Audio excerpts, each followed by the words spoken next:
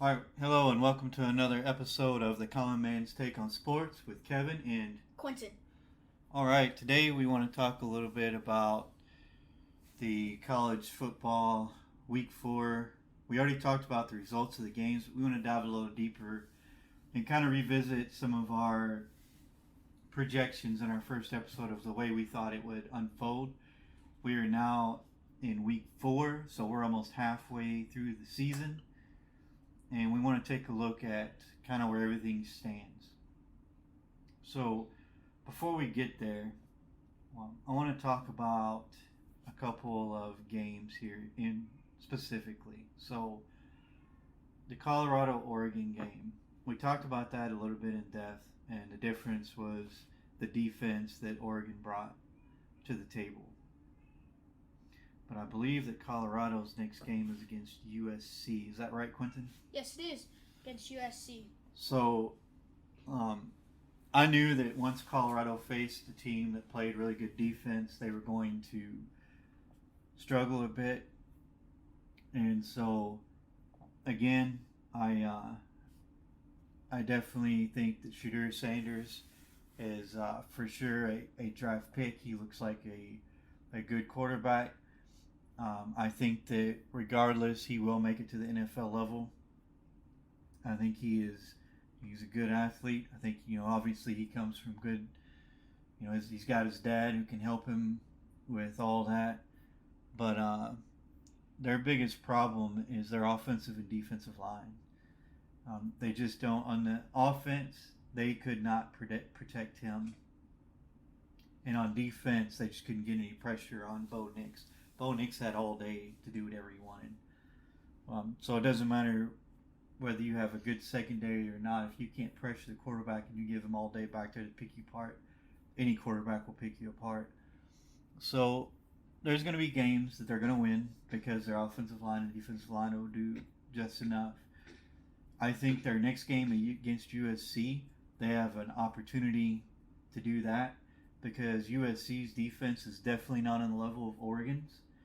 Um, they just played Arizona State, and if I'm not mistaken, they gave up 28 points to Arizona State. Is that right, Quentin? Yes, 28 points.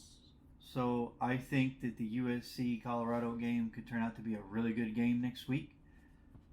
I think that that could be another game where Colorado could maybe possibly outscore USC. We'll see what happens, but I don't think that it's going to be the same result as the Oregon game because I just don't think that USC's defense is as good as the Oregon defense. So I think that if we go back and look at Colorado's schedule, I think that Colorado has the opportunity to definitely have a winning record this year. I think that they can definitely get at least 6 or 7 wins, possibly 8. I think they can beat Stanford, who's on their schedule. I think they got a good chance to beat Arizona State, who's on their schedule. They got a good chance of beating UCLA. Oregon State will be an interesting matchup for them, but I believe they have a chance to win that game. I believe they have a chance to beat Arizona. Washington State will be an interesting matchup for them because Washington State's a pretty good team, and I just don't think Utah has the same type of defense as Oregon. I just think that Utah, the defense will overwhelm them again. But there's definitely some winnable games left on that schedule for them to end the year with a winning record. I think that Dion definitely has some work in front of him if he stays there. But I just don't think that they're there this year. There's a lot of hype behind them, but the hype was just because of Deion Sanders, and they were beating teams that they should have beat. You have anything for that? Well, yeah, I mean, I do think that the USC Colorado game will be a good one because both teams have no defense. So I think there's going to be a lot of points racked up. I do see a 9-10. I do see a 9-10 win season for Colorado right now. I don't see them being in the. I don't see them being in top 5. I just see them being in the top 10 by the end of the season right now.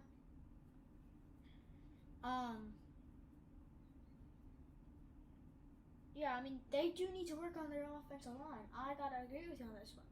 They really need to work because they could not protect Shedeur Sanders against Oregon. I think they probably will be able to protect Shedeur Sanders against USC because USC's defense is usually kind of bad. I do think that's going to be a good matchup right there. Utah's defense, I got to agree with you. It's the same as Oregon's defense. It's pretty much the same thing. So they're probably going to lose to Utah because Utah's probably going to have their starting quarterback back by then. I do see a 9-10 win season right here. So let's talk a little bit about Michigan right now, the number 2 team in the country, right? Yeah. So everybody's kind of down on them. I saw some analysts today talking about maybe they shouldn't be the number 2 team in the country. They didn't look good against Rutgers. Let me just throw this out there. Last year, Michigan also struggled in that Rutgers game. And the year before that, they struggled in that Rutgers game.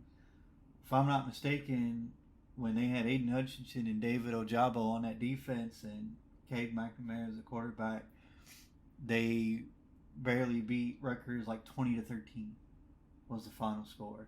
And then last year, going in a half, I think Rutgers was actually leading. Yeah, 17-14, I think. Something of that nature. And then Michigan came out and just, bludgeoned them to death in the second half. And the same thing happened this year. Like, Michigan's not a team. The way that Michigan plays, they're never going to run the score up on anybody. So they're never going to get style points. That's not who they are. They're going to bludgeon you to death. They're going to chew up the clock. And they're going to wear you out and wear you down. That's who they are. If the analysts at ESPN and Fox and CBS are looking for Michigan to just get them style points and bury people in points, 60-10, 70-10, you're looking in the wrong direction, man. That's not who Michigan is. That's not what they do. They don't sling the ball all over the field for 500 yards. That's just not them. So they're not going to rack up a ton of points because they like to run the ball. They're going to run the ball, and run the ball again. That's who they are. So I don't necessarily think they should have dropped. They didn't in either ranking. They're still number 2, but a lot of analysts are down on them. Like, if you don't know who Michigan is by now under Jim Harbaugh, then you've just been living under a rock because that's just not who he is. They don't run up the score. They're not pretty. They play the games and they wear you down. That's what they do. That's what they've done. The last 3 years they've struggled with Rutgers, or the last 2 years they've struggled with Rutgers, and they've ended up running the table and stomping a mud hole in Ohio State at the end of the year. So for all you guys out there going, oh my gosh, I don't know, man, this is business as usual for them. It just is. They're going to get better as the season goes along, like they always do. Right now, until somebody beats them, I'm sorry, but that's just who they are, and that I'm not worried. That's just what they do. Yeah, I mean, you should know by now. Last year, they showed that they were a second half team. This year, they're a second half team. I don't know about the second half team. That's just the way they play. But go ahead. You should know by now that they start off slow, and then that is true. Your hopes are down in the second half. Because you're not going to expect Michigan to rack up 56 points in a game. You're not going to expect them to rack up 35 points in just the first half. That's just not who they are, not the game they play. Not at all. So right now, I still think they're playing like the number 2 team in the country. I don't have any concerns with them so far. They play Nebraska next week. at Nebraska. We'll see what happens there. Florida State and Clemson. Let's unpack that a little bit. So I picked Clemson to be back in the playoff this year. Obviously, that's not happened because now they have 2 losses. Yeah, and they're now unranked, so this is. Yep. So the matchup that I'm looking to now is Duke and Florida State when they play on October the 21st. Because right now, Duke looks good. They are manhandling everybody. They manhandled Clemson. So right now, Duke could be the dark horse to make the playoff this year. If they run the table, they'd have a win against Clemson, Florida State, Miami, and they play Florida at the end of the season, which I don't know if that's going to be a ranked game or not, but like they're going to have a very strong resume. No, that's Florida State. Sorry, I'm looking at the wrong schedule. That'd be Florida State. Florida State beat Duke. They play Miami in Florida.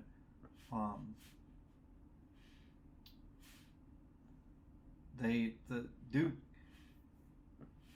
if they can beat Florida State, so Duke has to play Notre Dame next weekend. If they can beat Notre Dame and then turn around and beat Florida State on October the 21st, so the Duke Notre Dame game I'm definitely watching next weekend. That's going to be a good one, I think, because Duke's defense they're playing great right now.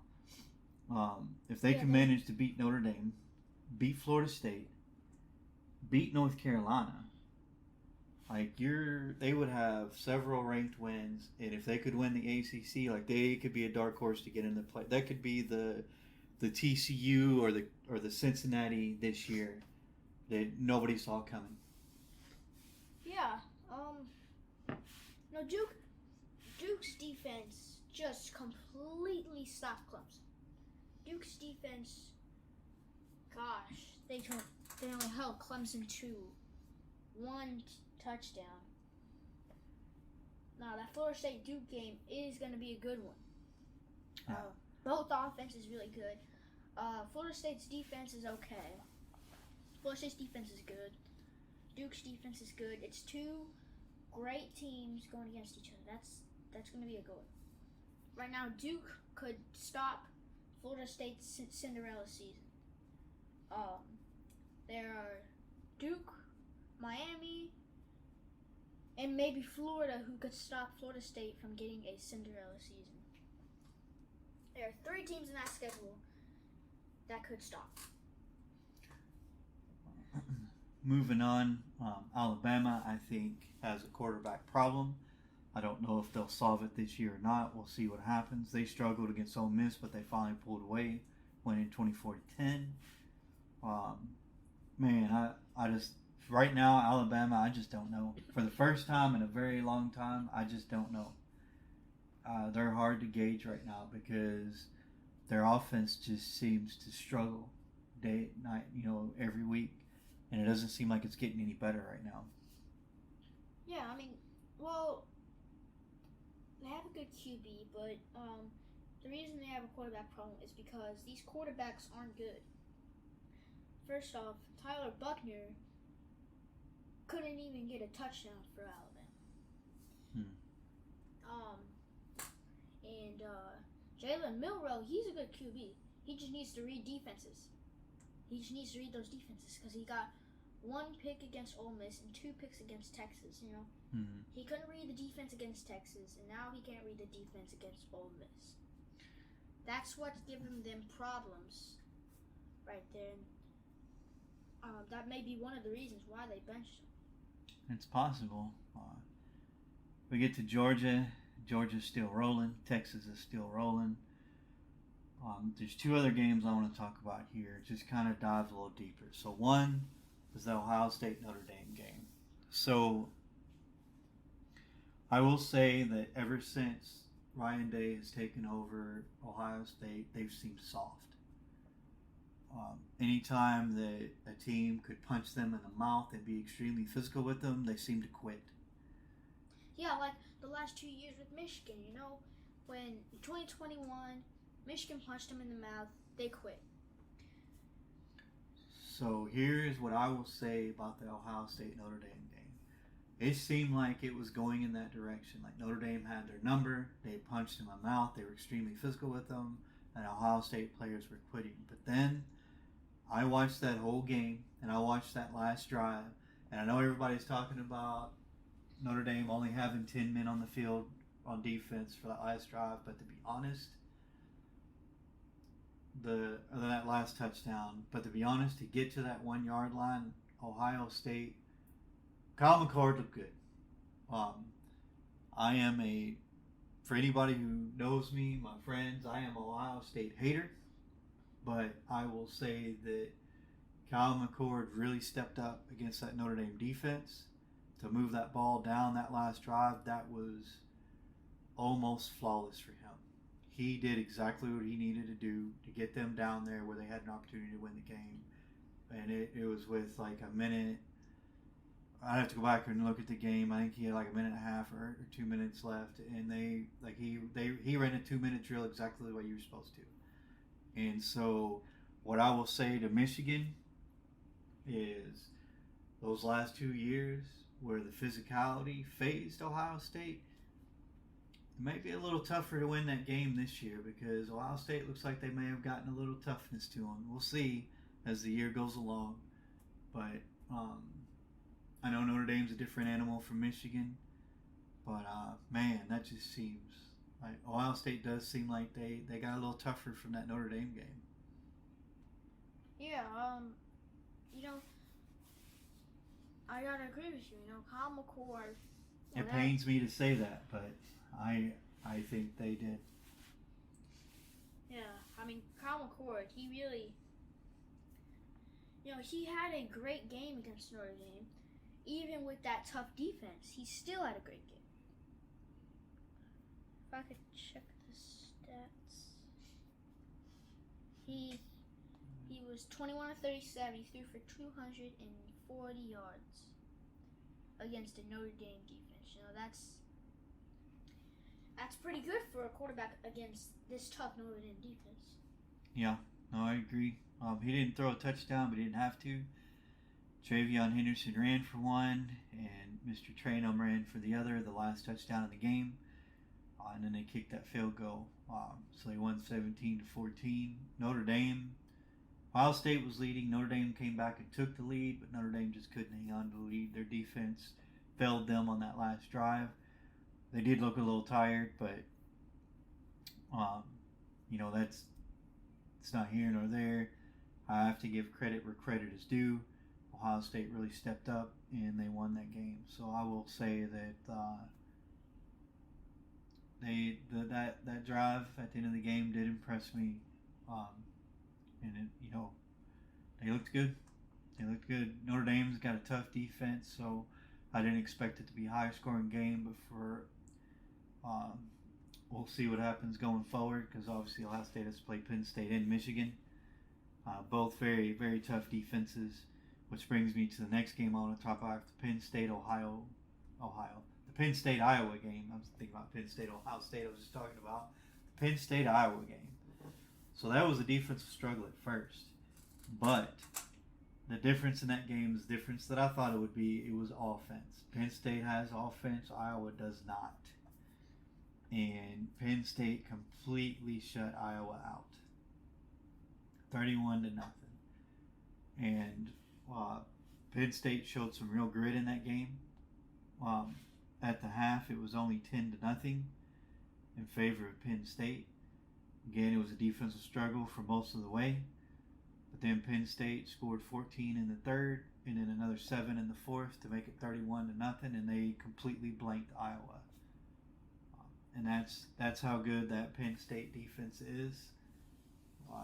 Penn State's a force to be reckoned with this year. That's going to be a tough go-around because Michigan, Penn State, and Ohio State all have to play each other. And so this is shaping up to look like that 2016 season where they all turned out to be good and they all beat each other, and Penn State got into the Big Ten Championship by default because of the way that it worked. So it could be a really tough race between. It could be a 3-team race between those 3 teams because they all look like they have a tough defense and tough offense. They can grind it out. So they looked good to me. Yeah, I gotta agree with you. The one thing that Iowa didn't have was offense. Cade McNamara just when you're coming after McNamara, he's either gonna do you're either gonna get him or he's either gonna make a bad play. Cause he's not athletic like JJ McCarthy. He can't use his legs if he needs to like JJ McCarthy. No, he's not athletic like Kyle McCord. When he needed to run, he could. Who's the quarterback for Georgia? Carson Beck. Yep, Beck. Carson Beck. When he needs to run, he can. He has a little bit of athletic ability. JJ McCarthy, Quinn Ewers, all those guys. Jordan Travis. All those guys. If they need to run, Caleb Williams. Bo Nix. All those guys, if they need to run, they can. They don't have to, but they can. And so that's what separates, the quarterbacks that are on another level from guys like Cade McNamara, who's just an average quarterback who will usually not turn the ball over, and protect the ball. But, at some point that athleticism becomes a hindrance if you don't have it. Like Penn State, they were all over Cade McNamara that game. Like he barely had any room to breathe. And when you're all over him like that, he just does not have the ability to extend plays like those other quarterbacks do. And so that's the biggest difference. Michael Penix Jr. for Washington, another one. He has the athletic ability to extend plays. And that's what makes him so good. That's another team on its back. Washington is rolling right now. They look really good too in the Pac. Like the Pac-12 is going to be tough. There's a lot of teams look really good over there. It's been a long time since the Pac-12 looked tough like that. They look really tough this year. I think the Pac-12 has a great opportunity to get a team back in the playoff.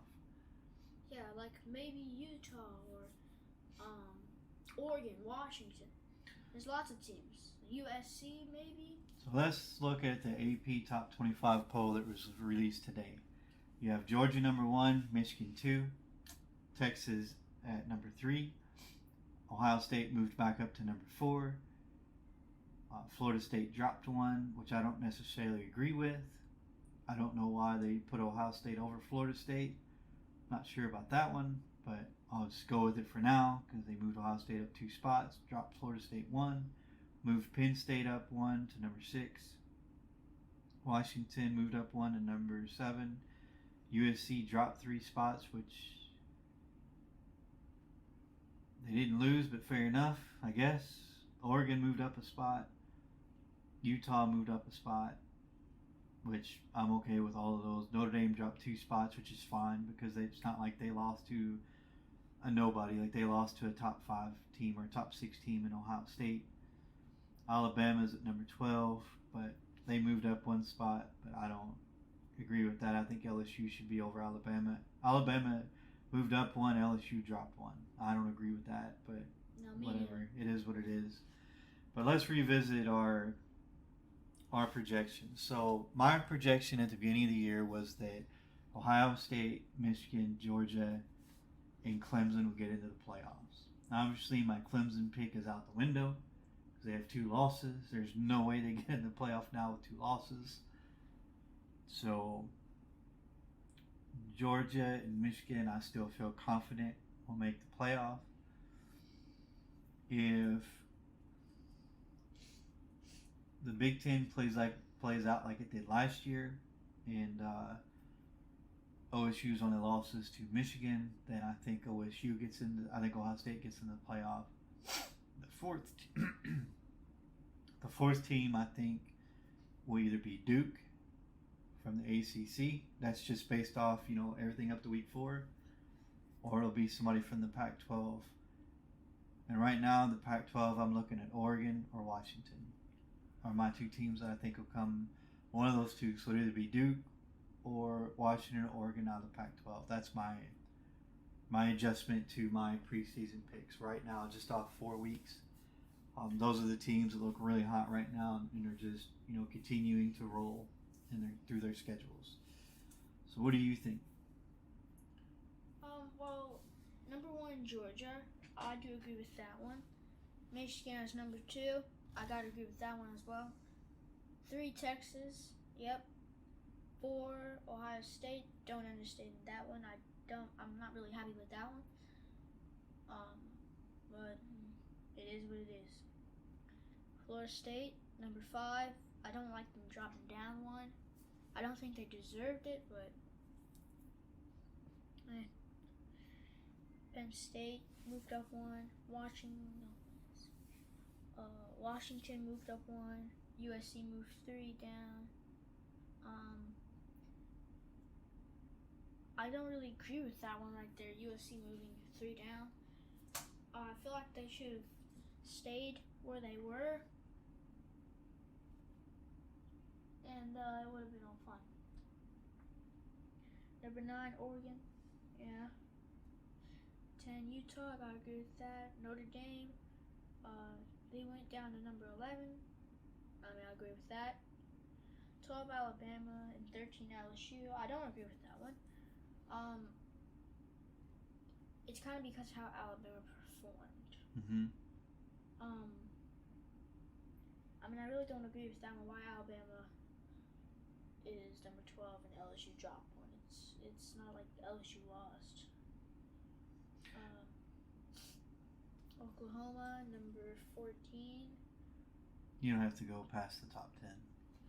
Okay with that. I'm just gonna stop at UNC. UNC, number 15. I'm okay with that. Yep. The only other team right now that I think could be a fourth team to get in would be Texas. Texas does look good right now. They look like the front runner to win the Big 12. So if Texas wins the Big 12, there could be some.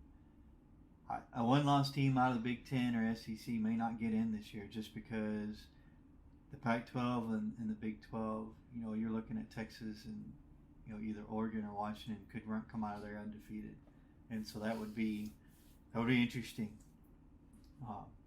You could have 4 undefeated teams in the top 4, so we'll see how that plays out. I will say that I have to admit Texas looks good thus far. They are a real threat to make the playoff this year. Texas is rolling. They're definitely rolling. Yeah, so when we first started this, I had number 1 Michigan, 2 LSU, 3 Clemson, 4 Georgia. And Clemson's out of the window. LSU right now is a maybe. They can keep winning games, then they're probably going to be in the top 4. And I'm going to change Clemson for Texas, and then for my number. And then, let's see. Then I'm going to put Georgia back to number 1, put Michigan back to number 2. I want LSU right now at number 5. And then to replace LSU, I would put Washington in there. So mine are so number 1 Georgia, number 2 Michigan, number 3 is Texas, and number 4 Washington. Okay, not bad picks right now because all those 4 teams are rolling. So not bad picks. Let's take a quick look here at the MLB standings currently for the playoffs. We haven't done that in a couple episodes. So there's a few games played today, but right now Baltimore's locked in. Tampa Bay's locked in, but Baltimore's going to run that division just because they now have a 2-game lead. They're 97-59, and Tampa Bay is 95-62. So Tampa Bay's still locked into the wild card for sure because nobody's close to them. You got Toronto on the wild card of the American League at 87-69, and Houston is in at 85-71. The only team close enough to bump Houston would be Seattle at 84-71. There is a week left of games. a week and a couple of days or a week and a half, something of that nature. So there's not much time left. So it's coming down to the last, few games to see who gets in. Seattle's still right there, so they could bump Houston if they continue to win. They're really close. So we'll see what happens with the American League. But right now it looks like Baltimore, Texas, Minnesota, Tampa Bay, and Toronto are all in right now. Houston is the only question mark left, and it's between them and Seattle. So we'll see how that comes down for the final week. You have National League, Atlanta, 99 and 56. They're locked in. The Dodgers are locked in at 95 and 69, and Milwaukee is locked in at 88 and 68. I believe they've clinched their division. So all three of those teams are in. Philadelphia is in right now at 86 and 69. The Diamondbacks are 82 and 73. The Cubs are 82 and 74. And the Marlins are right on them at 81 and 75. So the Cubs are still not safe. You got the Marlins right there, and the Marlins won again today. So so did the Cubs. So the Marlins are still there. The Marlins are 6-4 in their last 10. They're on a 2-game win streak, and the Cubs are 4-6, and they've won 3 in a row. So we'll see how that ends out. Cincinnati's still kind of right in there at 80 and 77, but Miami's the one that, if the Cubs trip up, the Marlins could bump them out of that wild card. So that's still a pretty close race between the Diamondbacks, the Cubs, the Marlins. We'll see how that plays out. I did read something the other day where if it comes down to a tiebreaker, the Marlins own the tiebreaker over the Cubs. The Diamondbacks own a tiebreaker over the Cubs. And the Giants also own a tiebreaker over the Cubs. So if any of those teams are tied with the Cubs automatically get bumped out of the wild card because all those teams own the tiebreaker over them. That's pretty interesting. I didn't know that until I read that the other day. So Miami very well could bump the Cubs out of the wild card. We'll see how that plays out. But right now, that is what your wild card looks like. It's kind of what we expected. The only one that won't make it that I thought had a shot was the Reds. But the Reds are probably not going to make the playoffs. So we'll see if the Cubs can or not. Yeah, it's close. Yeah. Right now, it's looking like the Reds are right now done. Yeah, they're 80 and 77. They're still right in there. Yeah, they're only 2.5 games back, so. I'd have to look, but I believe the Reds also own the tiebreaker over the Cubs. Yes, sir. Are you serious? So if they tie, I think the Reds own the tiebreaker there. Are you serious? I have to go back and read that article. I know the Marlins do, and I know the Diamondbacks do. I'm not sure about the Reds. I have to look. I was positive that article I read said that everybody who's in the fight for that right now owns a tiebreaker over the Cubs. Why? That's right. You didn't know that, did you? So it's not done yet, sir. We'll see how that shakes out. But yeah, it's still a 4-team race right now for that last 2 wild card spots in the National League. Diamondbacks, the Cubs, the Marlins, and the Reds are all kind of still in there. The Reds are a little bit further back, but still well within, it's a week's worth of games, week and a half. 2.5 games is nothing in a week and a half worth of games. So we'll see what happens. Yep. But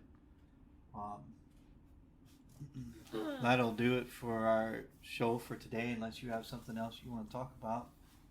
No, nothing else. All right. Don't forget, guys, we have a YouTube channel called The Common Man's Take on Sports. For your friends who don't like to watch or listen to podcasts, please encourage them to check out our YouTube channel. We also have a Facebook page, first name Kevin, last name Quentin, that we use for The Common Man's Take on Sports. We post our episodes there, and then you can get to us on any platform Apple Podcasts, Spotify, uh, Bloomberg, Samsung, iHeartRadio, FM. We're in all those places. But you can also go to our webpage, kmisum@podbean.com, and you can access all of you can access our Facebook page and our YouTube page, and you can also access our podcast from there as well. So, yeah, we have lots of options for you guys to listen to us. Also, if you want to leave us a comment on our Facebook page or um, our homepage and let us know if there's something you'd like for us to talk about, you can go ahead and go over there and do that. But that's it for today. We thank you for listening. We hope you come back and continue to listen.